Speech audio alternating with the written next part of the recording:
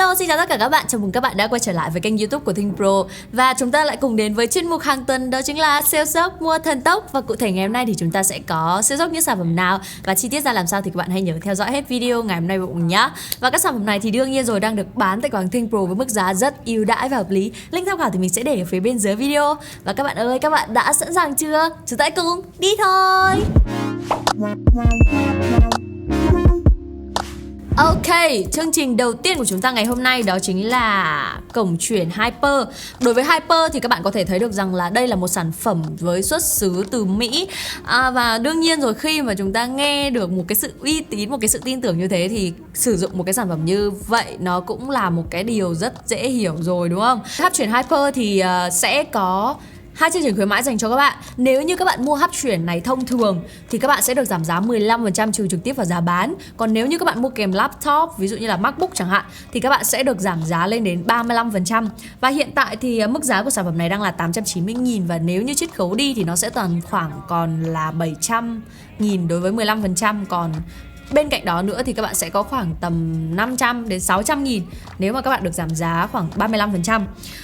Ok, đi vào trực tiếp để xem là đối với hub chuyển này thì chúng ta sẽ được những cái ưu điểm gì nhá. Các bạn sẽ thấy những cái ưu điểm đầu tiên đó chính là rất là nhỏ gọn và nhẹ nhàng, có thể dễ dàng mang đi di chuyển. Đương nhiên rồi, bởi vì là nó sẽ hỗ trợ cho chúng ta xuất ra cổng màn hình VGA cũng như là HDMI thôi.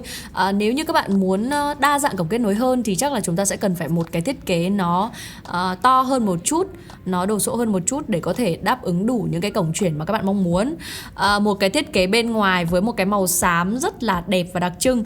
Bên cạnh đó thì các bạn thấy rằng là đối với cái thiết kế nó tinh giản và nó kiểu sang trọng như này, ai mà sống trong hệ sinh thái Apple chẳng hạn, hoặc là những ai thích một cái sự tinh giản, sang trọng hay là minimalism với các bạn, thì sẽ rất là phù hợp đối với một chiếc hub chuyển nhỏ gọn cũng như là tinh giản về thiết kế như này. Và đặc biệt là khi mà các bạn sờ vào chiếc hub chuyển này thì các bạn sẽ cảm nhận thấy một điều rằng là nó rất là chắc chắn. Nhìn thì có vẻ là mỏng manh thôi, nhưng mà các bạn sẽ cảm nhận thấy rằng là nó rất là đẫm tay ấy. Và bên cạnh đó thì nó được làm bằng chất liệu nhôm, nên là nếu như vô tình mà các bạn quăng quật hoặc là làm rơi chẳng hạn thì nó cũng không ảnh hưởng gì đến cái độ bền bỉ của chiếc hub chuyển Hyper này đâu nhá. Và dây kết nối thì của nó cũng được làm khá là chắc chắn, và với một cái độ dài vừa phải như này thì hỗ trợ cho chúng ta xuất màn hình rất ok thôi. Vậy thì chúng ta sẽ cùng đi vào chi tiết để xem là đối với cổng HDMI cũng như là cổng VGA như thế này thì nó sẽ hỗ trợ như thế nào. Chúng ta sẽ hỗ trợ cổng HDMI độ phân giải là 4K 60Hz xuất một cổng một thời điểm. Còn cổng VGA thì hỗ trợ độ phân giải 1080p. Và ngoài ra thì chúng ta sẽ có thể xuất hai màn hình cùng một lúc trên cùng một hệ điều hành Windows với độ phân giải là 1080p. Nó sẽ phù hợp đối với hệ điều hành Mac OS hay là Windows hay là Linux thì nó cũng có thể đáp ứng được. Bên cạnh đó, một điều cuối cùng mà mình muốn mang đến cho các bạn là hiện tại nếu như các bạn mua cổng chuyển Hyper này tại cửa hàng Think Pro thì các bạn sẽ được bảo hành 24 tháng. Đó, nên là các bạn cũng an tâm về cái chế độ bảo hành và thoải mái sử dụng cái cổng chuyển này mà không cần phải lo lắng về bất cứ điều gì về cả thiết kế, về cả chế độ bảo hành, về cả hiệu năng của nó thì đều rất là ok. Và chương trình thứ hai đó chính là Pre-order Keycon K3. Đối với Pre-order Keycon K3 thì các bạn sẽ được nhận chương trình giảm giá lên đến 300.000 đồng. Hiện tại thì mức giá của nó khoảng tầm 1,8 triệu. Nếu các bạn pre-order thì chắc là nó sẽ rơi vào tầm khoảng 1,5 triệu, 1,6 triệu thôi. Rất là ok cho một sản phẩm rất là cháy hàng trên thị trường như thế này, đúng không?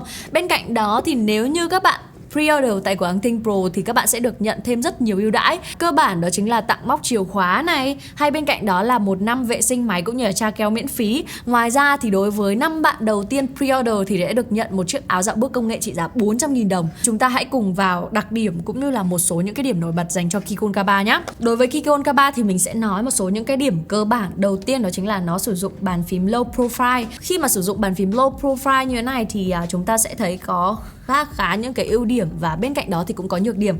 Ưu điểm đầu tiên thì các bạn sẽ có thể nhìn thấy rằng là nó sẽ được thiết kế mỏng hơn, và bên cạnh đó thì phím nó gọn gàng hơn rất là nhiều so với bàn phím thông thường. Đối với bàn phím này thì khi mà nhỏ gọn và nhẹ nhàng như này thì các bạn thấy rằng là nếu như các bạn mang cái bàn phím này đi di chuyển đi lại thì nó sẽ rất là di động, và đặc biệt là khi mà các bạn mang theo vào ba lô chẳng hạn hay là túi thì nó sẽ rất là vừa vặn. Và bên cạnh đó khi mà sở hữu một cái bàn phím low profile như thế này thì các bạn sẽ có thể thấy được rằng là nó sẽ được làm với hành trình phím nó vừa phải, nó không quá sâu, nên là cái việc mà chúng ta sẽ gõ sẽ không có hiện tượng mỏi tay là một cái điều ưu điểm trên bàn phím low profile như thế này. Và đặc biệt một điều là nó cũng có những cái ưu điểm dành cho những anh em game thủ, ví dụ như là hành trình phím ngắn thì sẽ giúp cho từng mệnh lệnh trong game được đưa ra rất là nhanh chóng, và điều này thì sẽ khiến cho quá trình chơi game của anh em sẽ được tối ưu hơn kha khá, đúng không? Bên cạnh một cái sự duy trì ổn định trong một thời gian gõ dài, bên cạnh một cái thiết kế nhỏ gọn và khá là đẹp tối giản, thì các bạn sẽ thấy được rằng một điều là đối với thiết kế của Keychron K3 cũng như là Keychron nói chung thì nó vẫn luôn mang theo một thiên hướng nó rất là tinh giản và đặc biệt là phù hợp đối với một cái không gian clean đấy các bạn. Đó, và đặc biệt là đối với cái thiết kế này thì các bạn sẽ có thể sử dụng được đa môi trường. Ví dụ như là anh em game thủ cũng có thể sử dụng được, những bạn nào làm văn phòng thì cũng có thể sử dụng được. Nói chung là đều tích hợp được hết. Vừa nãy thì chúng ta cũng đã nhắc đến những cái ưu điểm của bàn phím low profile rồi, dành cho Keychron K3 rồi. Bây giờ thì chúng ta sẽ cùng đến với một số những cái nhược điểm.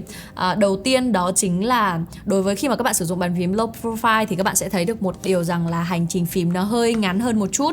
Độ bền thì cũng dễ bị uốn cong hơn do case mỏng này. Ngoài ra thì khả năng thay keycap thì nó hơi bị khó mua một chút. Điểm cuối cùng đó chính là nó giá thành hơi cao một chút, nên là những cái dịp mà chương trình khuyến mãi như này thì anh em hãy nhớ xúc luôn nhá. Tiếp tục thì chúng ta sẽ cùng đến một số những cái đặc điểm nữa của Keychron K3, đó chính là nó sẽ hỗ trợ kết nối 3 thiết bị cùng một lúc. Ưu điểm tiếp theo đó chính là nó sẽ có thể tích hợp được với cả hệ điều hành Win cũng như là hệ điều hành Mac, để cho anh em sẽ có thể thoải mái, tối ưu trong quá trình sử dụng và mang đến một cái trải nghiệm tiện lợi nhất dành cho anh em khi mà sử dụng Keychron K3 này. Nhắc đến một cái ưu điểm tiếp theo nữa thì chúng ta sẽ đá qua một chút về thiết kế của nó cũng như là chất liệu.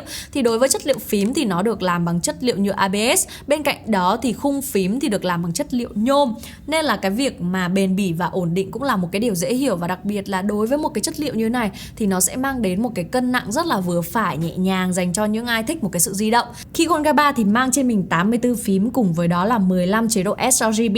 Các bạn sẽ có thể thấy rằng là đây là một sản phẩm rất là xứng đáng để cho chúng ta có thể sử dụng cũng như là pre-order trong thời gian sắp tới, bởi vì cái thiết kế của nó, bởi vì cái trải nghiệm của nó, và thực sự bàn phím low profile mình nghĩ rằng là một cái trải nghiệm rất là mới. Nó sẽ có những cái ưu nhược điểm riêng, nhưng mà mình thấy rằng là nếu những ai phù hợp thì đây sẽ là một cái sản phẩm rất tốt dành cho các bạn.